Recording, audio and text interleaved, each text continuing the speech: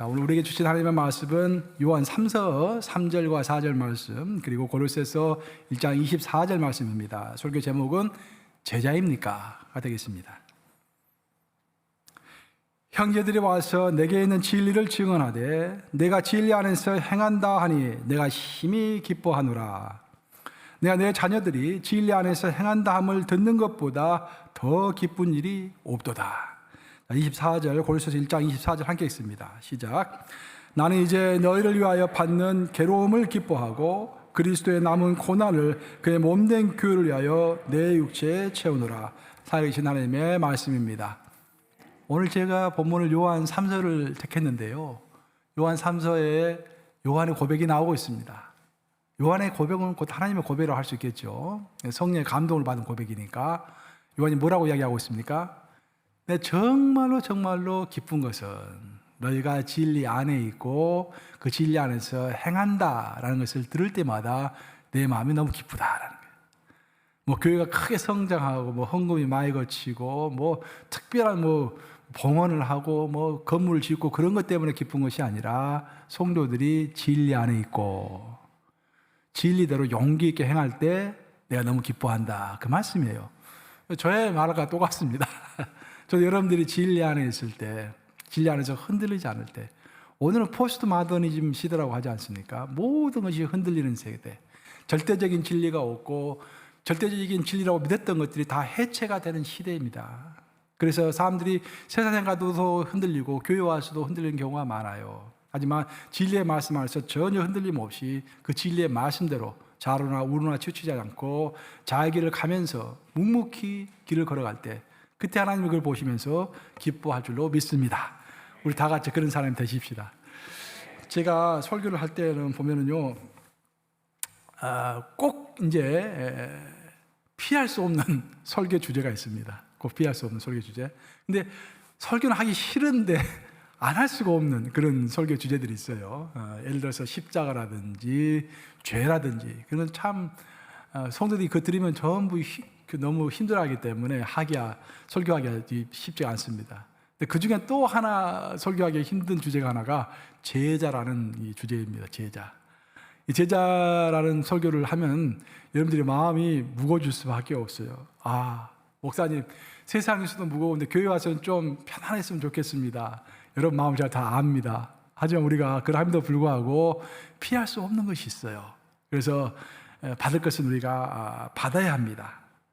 사실 우리가 이 제자라는 주제를 피할 수 없는 이유는 뭐냐면은 예수님은 우리 믿지 않는 자들을 그냥 군중으로 부르신 것이 아니라 군중의 하나로 부르신 것이 아니라 우리를 제자로 불렀기 때문입니다.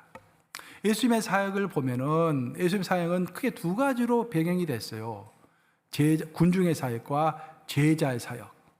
예수께서 군중을 아예 버리신 것은 아닙니다. 하지만 군중에게 포커스를 두신 것이 아닙니다. 결국 예수님의 사역은 제자 사역이었습니다. 12명의 제자에게 3년 공생에서 하시면서 12명 남겨놓고 이 땅에 떠나신 거예요. 그 12명 중에서 한 명은 또 예수님을 배반해서 스스로 자살했기 때문에 11명 남겨놓고 떠난 것입니다. 그 때문에 그 제자라는 주제는 우리가 피할 수 없는 주제인 것입니다.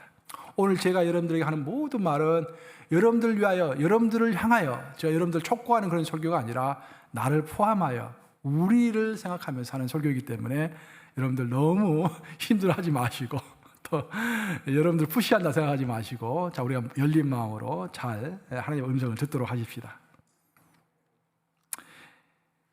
교회에 오신 분들은 나름대로 다 목적을 가지고 교회에 나옵니다. 어떤 사람들은 친구가 그리워서 교회에 나오시는 분들이 있어요. 저도 청년 시절 때 교회 가기를 참 즐거워했는데 그중 이유가 그 한 이유 중에 하나가 꼭 좋은 친구가 있었습니다. 그러니까 여러 명도 아니고 딱 한 명이에요.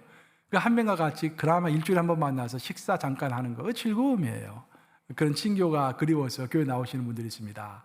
어떤 분들은 세상에서 듣지 못하는 어떤 하나님의 음성, 세상에서 들을 수 없는 그 진리를 교회에서 듣고자 교회에 나온 사람도 있어요. 어떤 사람들은 마음껏 목청 높여가지고 찬양을 부르고 싶어서 교회 나오시는 분도 있습니다.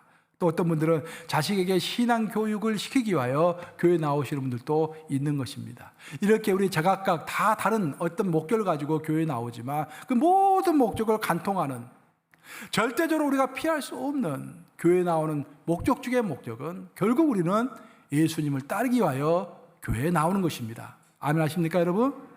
결국 우리는 예수님을 따르기 위해 교회에 나오는 거예요. 즉 예수님의 제자가 되기 위해서 이곳에 나오는 것입니다.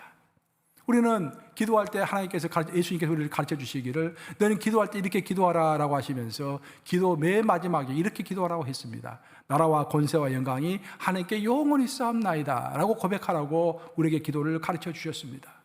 나라와 권세와 영광, 이 세 가지 단어가 얼마나 중요한지 모릅니다. 나라라는 것은 하나님의 나라를 이야기하는 거예요. 하나님의 나라라는 것은 믿는 무리가 모여서 하나님의 나라가 되는 것입니다. 교회라는 것이 건물이 아니라 믿는 무리가 교회이듯이 하나님의 나라도 하나님을 따르는 무리가 하나님의 나라를 이루는 것입니다. 그래서 우리는 이미 하나님을 따르고 있기 때문에 하나님의 나라의 하나의 구성원인 것입니다. 그런데 이 나라는 반드시 권세가 있어야만이 통치가 될 수 있는 것입니다. 그리고 하나님의 그 권세, 나라를 통치하는 권세는 그 하나님을 따르는 자들이 있을 때 권세가 세워지고 그 나라가 통치가 되는 것입니다. 여러분, 따르는 자가 전혀 없는 왕이 있을 수가 있습니까? 따르는 자가 전혀 없는데 대통령이 될 수 있습니까? 아니죠. 따르는 자가 있어야만이 왕이 되는 것이고 따르는 자가 있어야만이 대통령이 되는 것입니다. 따르되 그냥 따르는 것이 아니라 목숨을 다하여서 내 자신을 비우고 내 비전을 비우고 왕의 비전을 위하여 왕의 목적을 위하여 내 자아를 버리고 온전히 왕을 신뢰하며 그에 끝까지 순종하며 끝까지 충성하는 사람이 있을 때 그 왕의 권세는 세워지고 그 왕은 그 권세로서 그 나라를 통치하는 것입니다. 그래서 하나님께서는 첫째는 하나님의 나라를 위하여 고백하라고 그랬고 두 번째로 권세를 위하여 기도하라고 그랬습니다. 마지막에 영광을 위하여 기도하라고 했는데 그 영광은 하나님을 따르는 무리들이 많이 있을 때 그냥 따르는 것이 아니라 전심으로 순종하고 전심으로 충성할 때 그 충성과 순종을 통하여 하나님께 영광 받으신다라는 것입니다. 그래서 제자라는 것은 예수님이 우리에게 가르쳐 주신 제자의 첫 번째 정의는 우리가 온전한 마음으로 순종하고 충성하는 것입니다. 그 제자를 통하여서 하나님의 권세가 생기는 것이고 하나님의 영광이 이루어질 줄로 믿습니다. 제자는 어떻게 살아야 하는가? 사도 바울은 제자가 어떻게 살아야 하는가에 대해서 우리에게 가르쳐 주었는데 그것이 바로 오늘 고린도서 본문 말씀인 고린도서 1장 24절 말씀입니다. 우리 한번 같이 읽어보겠습니다. 시작. 나는 이제 너희를 위하여 받는 괴로움을 기뻐하고 그리스도의 남은 고난을 그의 몸된 교회를 위하여 내 육체에 채우노라. 여러분들 다 아시다시피 사도 바울은 예수님의 충실한 제자였습니다. 정말 충실한 제자였어요. 근데 그 충실한 제자가 인생을 전부 살아보고 나서 고백하기를 예수의 제자라는 것은 이런 삶을 사는 것이다 라고 고백했는데 그 삶을 요약하면은 그리스도의 제자라는 것은 그리스도의 남은 고난의 잔을 채우는 자가 그리스도의 제자이다 라고 이야기하는 거예요. 그러면 남은 고난의 잔이라는 것이 무엇일까? 우리 예수님은 이 땅에 오실 때 공생을 사실 때 하나님께서 주신 목적을 가지고 이 땅에 오셨습니다. 그래서 십자가에 못 박혀서 자기를 우리를 위하여 주시는 것이 그리스도의 목적이었습니다. 하지만 하나님은 그 목적 외에 더 큰 목적이 있었는데 그 목적은 온 인류가 모든 사람이 하나님을 찬송하고 그리스도를 영접하는 그런 목표를 가지고 계신 것입니다. 그 목적을 예수님이 이 땅에 오셔가지고 다 성취하지 못했습니다. 대신 그 목적을 성취할 수 있는 씨앗만 이 땅에 남겨놓고 떠나신 것이에요. 그 씨앗이 바로 11 제자였던 것입니다. 예수님은 이 땅에 오셔가지고 모든 그 당시에 있었던 다른 아시안 족속이라든지 아프리카 족속이라든지 그 모든 사람을 다 그리스도의 사람으로 만드신 것이 아니라 오직 11 제자만 남겨놓으시고 그 씨앗만 남겨놓으시고 그 씨앗이 계속해서 하나님의 예수님의 남겨놓으신 그 사명을 감당하도록 하셨습니다. 그리고 그 11 제자들도 다 그것을 이루지 못하고 죽으면서 그 후손들에게 또한 그 사명을 넘겨지면서 우리까지 온 것입니다. 그래서 우리 그리스도의 목적이 성취되는 것이 아직 남아있는 것입니다. 그리고 그리스도의 목적을 성취하는 것, 믿지 않는 자들이 모두 믿게 만드는 것은 우리의 희생을 요구하는 것입니다. 요한복음 12장 24절 말씀, 하늘의 미랄에 떨어져 땅에 떨어져 죽지 않냐면 하늘 그대로 있거니와 땅에 떨어져 죽으면 많은 열매를 맺느니라. 많은 열매, 믿는 자들이 많아지는 것은 누군가가 죽어서 떨어지기 때문에 그의 시간을 죽이고 그의 희생을 죽이고 그의 목적과 그의 열정을 죽이고 오직 그리스도를 위하여 전도하는 사람이 있기 때문에 하나님의 나라는 넓혀지는 것입니다. 그래서 그리스도의 사명도 남아있고 그 사명을 이루기 위한 그리스도의 고난도 지금 남아있는 것입니다. 그래서 제자라는 것은 그리스도에 남은 그 고난의 잔을, 그 사명의 잔을 조금이라도 더 채워가는 사람이 그리스도의 제자일 줄로 믿습니다. 그리스도에 남은 고난을 채우는 자가 되기 위하여 우리는 반드시 뛰어넘어야 할 어떤 허들이, 뛰어넘어야 할 어떤 장벽이 우리 앞에 있는데, 우리 제자로서 인생을 살아가려고 할 때 가장 첫 번째로 부딪히는 것, 그저 도저히 피할 수 없는 것, 그거 피하고 가면 좋겠는데 피할 수 없는 것, 그것이 있는데 그것을 하나님께서는 아브라함을 부르실 때 말씀해 주셨습니다. 자, 우리 하나님의 첫 번째 제자는 누굽니까, 여러분? 뭐 여러 가지로 말할 수 있겠지만 하나님의 첫 성경에 따르면 하나님의 본격적인 첫 번째 제자는 아브라함입니다. 아브라함을 제자 삼으신 거예요, 하나님께서. 그래서 아브라함을 부르시는 장면이 몇 장이 나오죠? 12장이 나오죠. 창세기 12장에 아브라함을 예수님이 하나님의 제자로 부르시는 장면이 나옵니다. 그래서 아브라함에게 하나님께서 딱 만나자마자 명령하셨는데, 그것이 바로 우리 모두에게 하신 명령이고 우리가 피할래야 피할 수 없는 명령입니다. 그것이 바로 창세기 12장 1절에 나오는 거예요. 한번 같이 읽어보겠습니다. 시작. 여호와께서 아브라함에게 이르시되 너는 너의 고향과 친척과 아비의 집을 떠나 내가 내게 보여줄 땅으로 가라 라고 되어 있습니다. 우리 하나님은 아브라함을 제자 삼으실 때 아브라함이 절대로 피할 수 없는 사명을 두 가지 단어로 요약하셨습니다. 첫째는 떠나라는 것이고 둘째는 가라라는 것입니다. 이것이 쉬운 말 같지만 쉬운 말이 아니에요. 굉장히 도전적인 것입니다. 왜냐하면 떠나라는 것은 본토 친척 아비집을 떠나라고 본문에서는 이야기하고 있는데, 이것을 좀 더 구체적으로 이야기해 보면 우리의 과거로부터 떠나라는 거예요. 과거에 내가 맺었던 모든 인간관계, 과거에 내가 쌓아놨던 모든 어떤 그 업적, 과거에 내가 함께 살았던 내 친척 아비까지라도 내가 과거에 내가 모아두었던 그 본토 땅까지라도 다 버리고 나를 따르라, 그런 말씀입니다. 여러분, 이게 쉽습니까? 예수께서 어떤 한 사람을 제자로 불렀습니다. 근데 그 제자로 부르심을 받은 사람이 뭐라고 그랬습니까?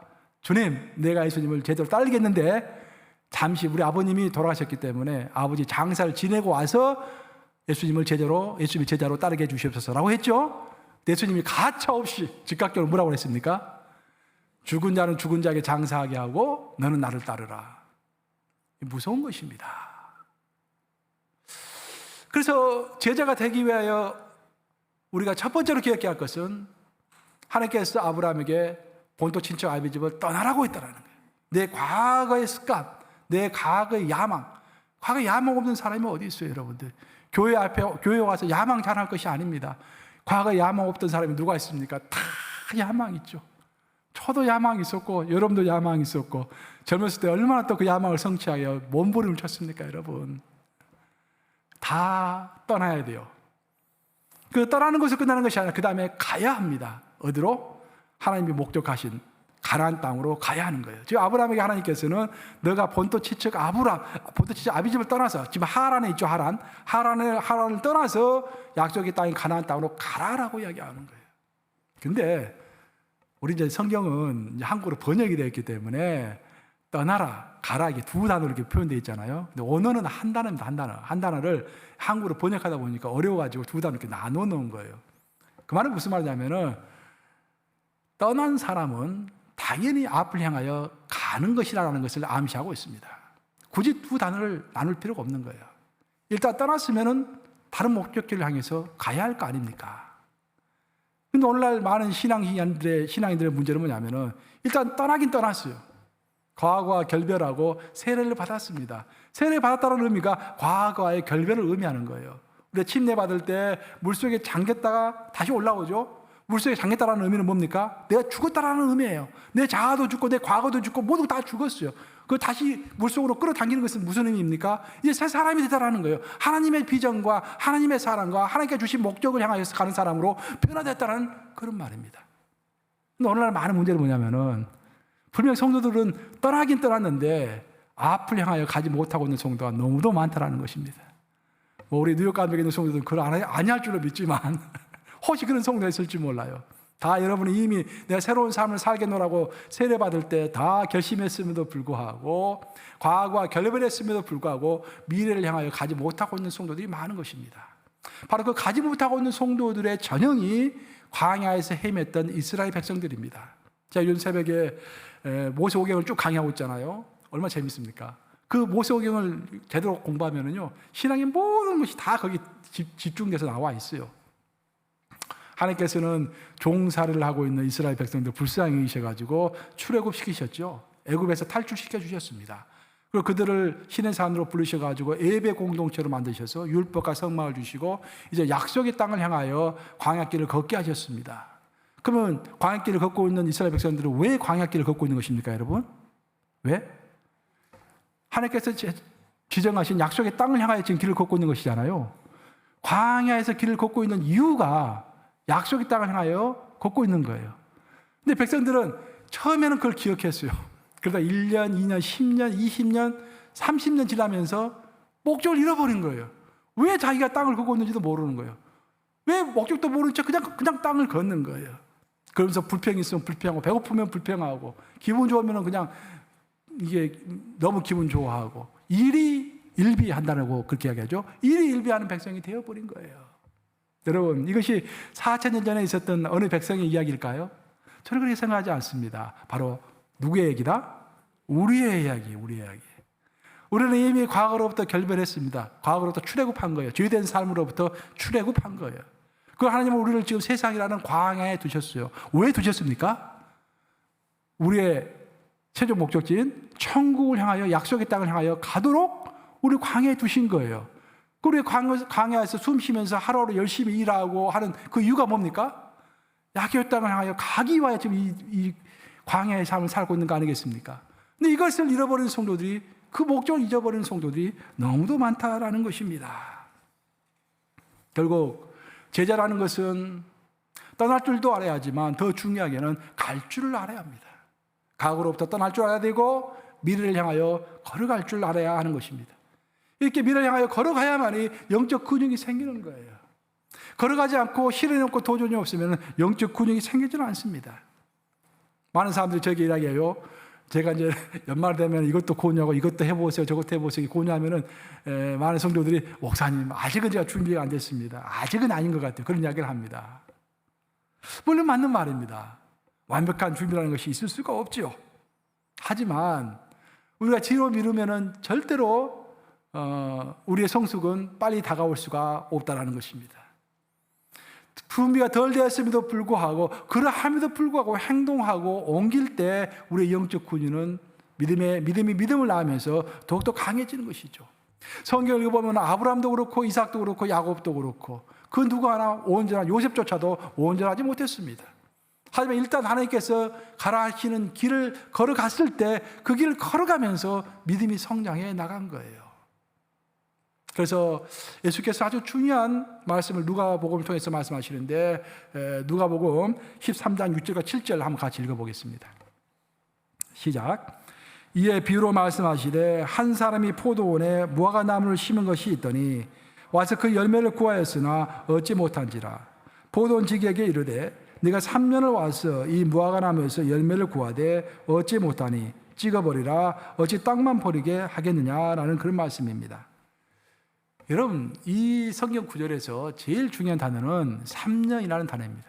밑줄을 꼭 끄시고 오늘 설교 들으시고 이 말씀을 꼭 붙잡으시기 바랍니다. 내용은 이런 거예요.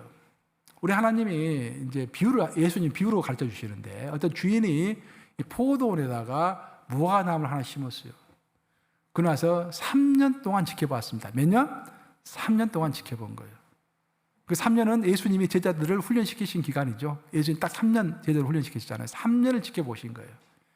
1년째 아무 열매가 없었습니다. 오케이. 2년째 맺겠지. 2년째 아무 열매가 없었습니다. 오케이, 괜찮아요. 3년이 됐어요. 전혀 열매가 없는 거예요. 그 결과는 어땠습니까? 찍어서 버리라라고 했죠. 여러분, 이런 말씀은요, 정말로 두렵고 떨림으로 받아야 합니다. 저도 이 설교 준비하면서 내 자신을 많이 돌아보았어요. 우리에게 있어서 3년, 우리에게 이 말씀을 적용하면 이런 말이에요. 하나님은 우리에게 믿음을 심어주셨어요. 그리고 우리가 1년, 2년, 3년 이렇게 지켜보시는 것입니다. 우리가 지난 3년을 한번 반성해 보세요. 여러분들 지난 3년이면 2019년입니까? 2019년, 2020년, 2021년 3년 전 2019년도를 기억해 보세요. 그 이후로 지금까지 3년 동안 여러분은 얼마나 변했습니까? 변하는 것이 문제가 아니라 열매를 이야기해요. 변하는 것과 열매는 다르죠. 변하는 것은 열매를 맺기 위한 준비 과정이죠. 내가 변해야만 열매를 맺는 거니까 여러분, 여러분의 삶에 얼마나 많은 열매가 있었습니까? 몇 년 사이에? 3년 사이에. 지난 3년 사이에 아무 열매가 없었어요. 근데 미래도 또 3년 사이에 아무 열매가 없었어요. 그러면서 3년 10번 지나면서 30년이 지납니다. 그러다가 하나님 앞에 가는 시간이 다가올 수가 있다는 거예요. 얼마나 안타까운 이야기입니까? 그럼 여기서 왜 이 사람은 열매를 맺지 못했을까? 왜 어떤 사람은 열매를 많이 맺는데 왜 어떤 사람은 열매를 맺지 못할까? 그래서 예수님은 그렇게 말씀하셨죠. 마음은 온유로되 육체가 약하도다. 육신이 약하도다. 그렇게 말씀하셨어요, 예수님이. 우리의 모든 문제 중에서 가장 큰 문제는 아까 창세기 12장 1절 떠나서 가야만이 어떤 일이 이루어진다고 내가 말했는데 행동해야만 일이 이루어진다고 그랬죠. 근데 많은 사람들은 마음으로는 다 하고 싶어요. 마음으로는 정말 구제도 하고 싶고 하고, 마음으로는 봉사도 하고 싶어 하고, 마음으로는 선교도 하고 싶어 하고, 마음으로는 애국도 다 합니다. 열심히 해요. 근데 그 마음이 행동으로 옮겨지지를 않는 거예요. 몸으로 하지는 못하는 것입니다. 그래서 열매가 맺어지지를 않는 것입니다. 여러분, 우리 예수님이 만약에 이 땅에 오셔가지고 우리를 사랑하셨어. 네 마음으로만 열심히 사랑해 주셨어. 그리고 결국 십자가에 자신의 몸을 찢어가지고 자신의 몸을 십자가에 박지 않으셨어. 그럼 어떻게 됐을까요, 우리는? 우리는 다 영원한 향물 가운데 있을 수밖에 없는 것이죠. 예수님이 마음으로 우리를 사랑해서 우리가 구원을 받는 것이 아니라 예수님이 자신의 몸을 십자가에 못 박았기 때문에 고통과 수치 중에서 자기를 버렸기 때문에 우리가 구원을 받고 영생을 얻은 것 아니겠습니까? 우리 중에서 많은 자들이 저를 비롯해서 많은 자들이 마음으로는 원하는 것이 너무 많아. 이렇게 해야지 저렇게 해야지. 그러다 마음으로 원하다가 나이가 벌써 60이 되고 70이 되고 80이 되고 이게 나이가 먹어가는 거예요. 그리스도의 남은 고난을 채우는 자가 제자라고 했는데 그리스도의 남은 고난은 마음으로 채우는 것이 아닙니다. 무엇으로 채운다? 행동으로 채우는 것입니다. 작은 행동부터 오늘부터 실천해야만이 3년 후에 어떤 결과가 분명히 있을 것입니다. 한 오늘부터 작은 것이라도 행하지 아니하면 3년 후에도 똑같을 거예요. 오늘과 별다른 차이가 없을 것입니다. 그냥 나이만 더 들어갈 것입니다. 만약 우리가 하나님의 말을 등한시하면서도 속으로는 그래도 내 마음은 하나님에 향하고 있어 라고 위안을 삼고 있다고 한다면 그것이 크게 잘못된 것은 아니지만 바로 그 신앙이 포도원에 심겨진 열매 맺지 못한 무화과나무의 신앙인 것입니다. 이러니 우리가 어찌 두렵고 떨리지 않을 수가 있겠습니까? 나이가 더 많이 먹었느냐 적게 먹었느냐가 절대 문제가 되는 건 아니에요. 중요한 것은 3년 전에 비해서 내가 오늘 얼마나 변했는가, 얼마나 많은 열매를 맺었는가, 그리고 앞으로 3년 후에는 내가 또 얼마나 많은 열매를 맺을 것인가, 그것이 중요한 것입니다. 이제 말씀을 마무리합니다. 제가 최근에 아주 기가 막힌 멋있는 그림 하나 봤어요.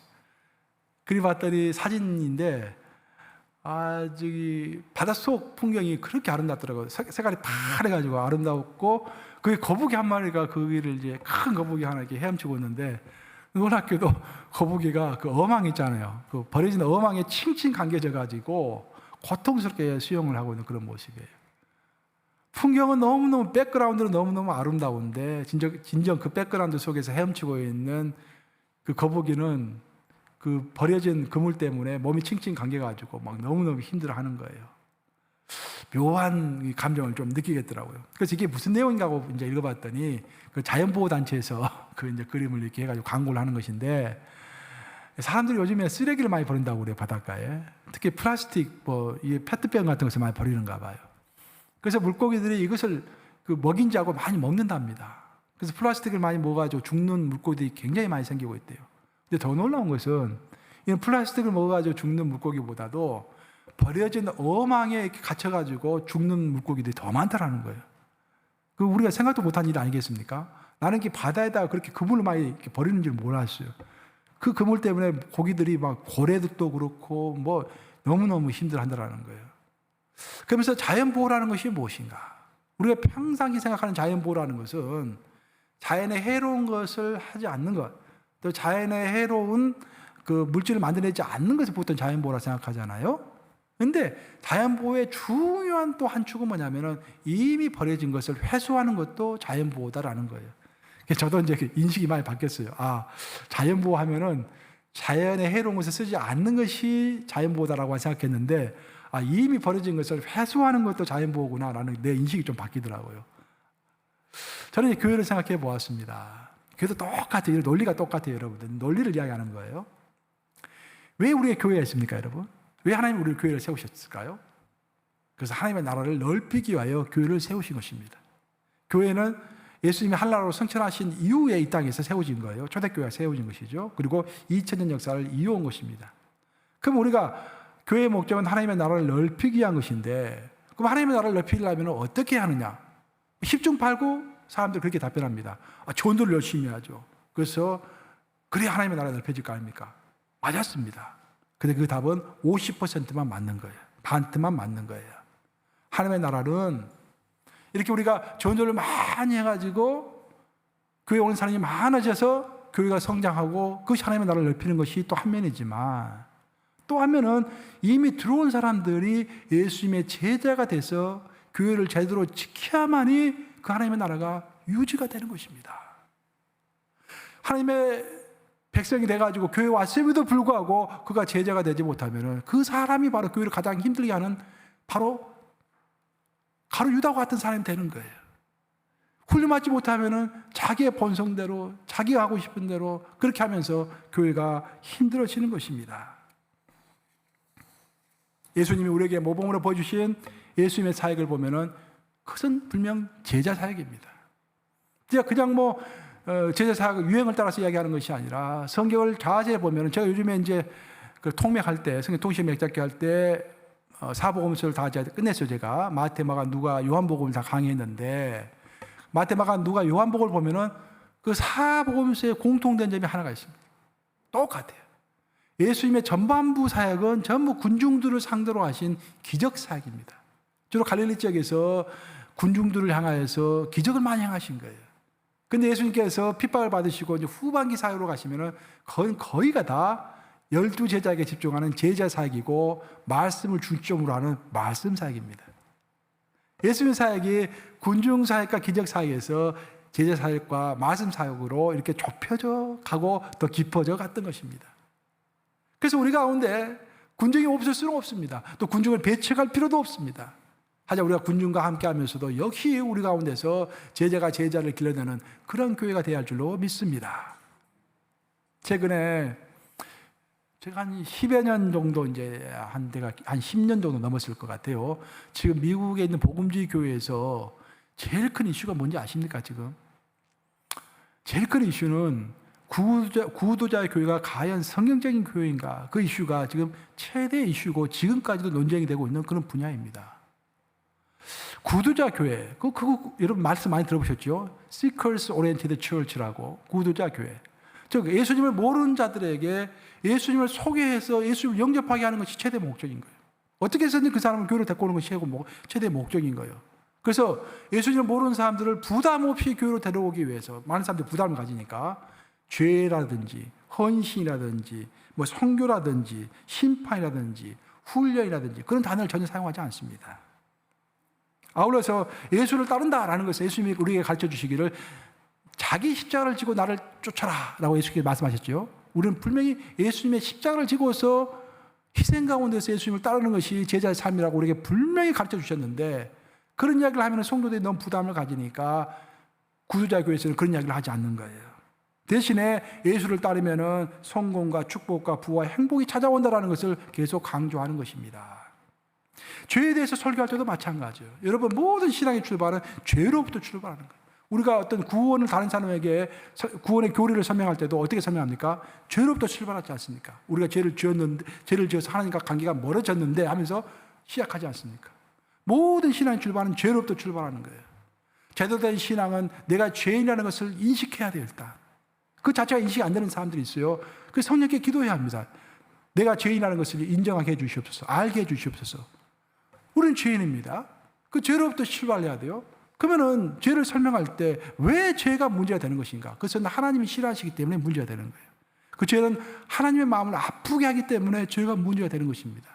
근데 그런 식으로 설명하지 않아요. 죄를 지으면 우리 개인에게 해가 됩니다라고 내 인간적인 관점에서 모든 것을 해석을 합니다. 성경을 해석할 때도 그렇고 성경을 공부할 때도 그렇고 우리가 무엇을 나눌 때도 그렇고 모든 내 인간 위주로 모든 것이 설명이 되는 거예요. 내 편리와 내 합리성, 내가 좋은 것, 내 감정 그런 위주로 모든 것이 설명이 되는 것입니다. 즉 인간의 필요에 맞추어서 교회 프로그램을 만들고 설교해 왔던 것입니다. 그 결과 기독교 신앙을 이런 식으로 이해하고 교회에 들어온 사람들이 점점 복음주의 교회에는 많아지게 되었습니다.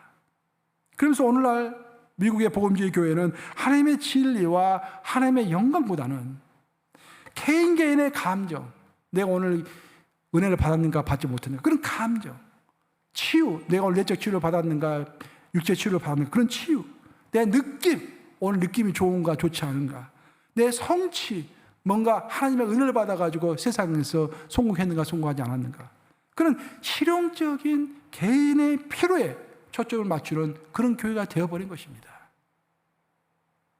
그래서 오늘날 이 복음주의 교회에는 진리에는 별 관심이 없어요. 하나님의 절대적인 진리에는 별 관심이 없고 그저 내 개인의 필요, 내 개인의 성향, 내 개인의 만족을 따라서 어떤 때는 열심히 일하고 마음에 들지 않으면 그냥 다 내려버리고 하는 그런 성도들로 가득 차게 되었다는 것이 오늘의 큰 논쟁거리가 지금 되고 있는 것입니다. 오늘 복음주의 교회는 많이 쇠퇴하고 있습니다, 여러분. 대표적인 교회가 윌리엄 크릭 처치 그런 교회가 대표적인 교회잖아요.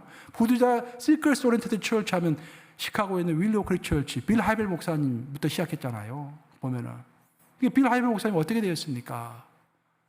교회는 컸지만 제자 훈련이 제대로 되지 않았다고 스스로 고백했음에도 불구하고 그 자신이 바람이 나가지고 들통이 나가지고 교회 사임했지 않습니까?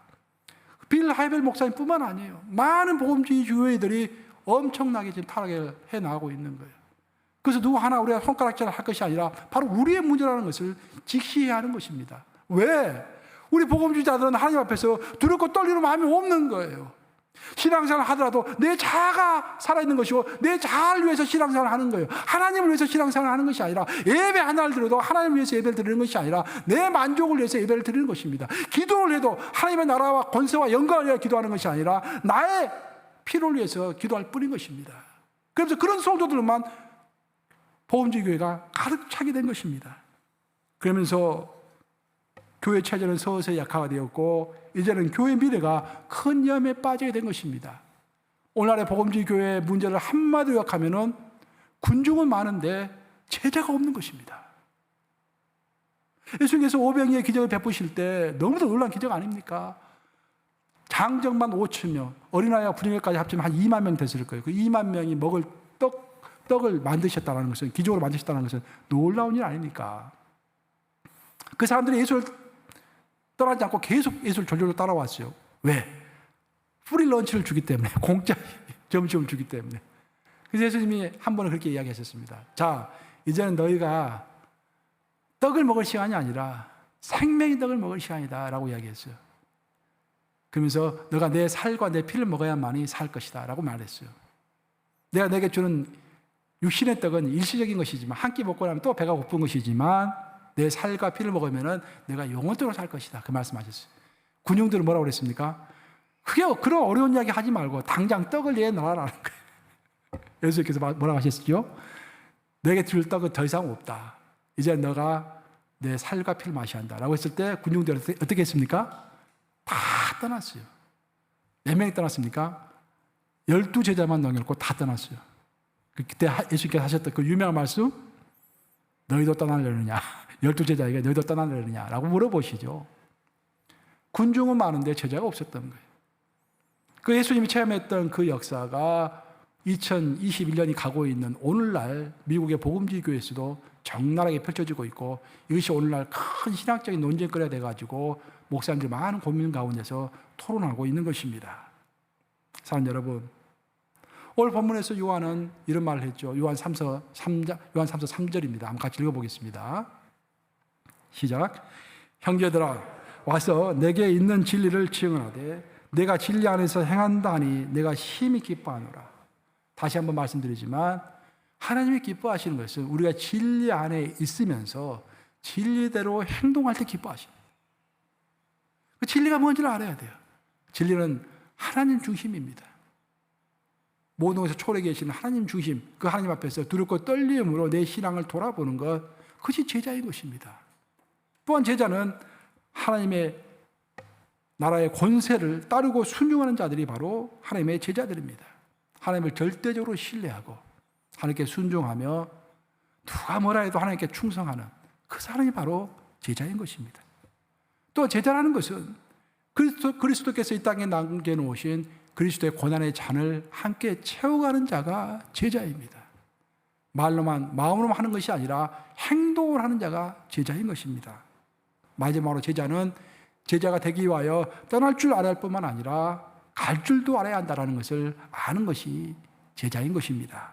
이 말씀 명심하심으로 정말 진리를 알고 그 진리 안에서 행하심으로 제자의 열매를 맺어가는 그런 신앙의 여정이 되시기를, 특별히 3년 후에는, 지금부터 3년 후에는 많은 제자의 열매를 맺으시는 저와 여러분 되시기를 우리 주님의 이름으로 축복합니다. 기도하시겠습니다.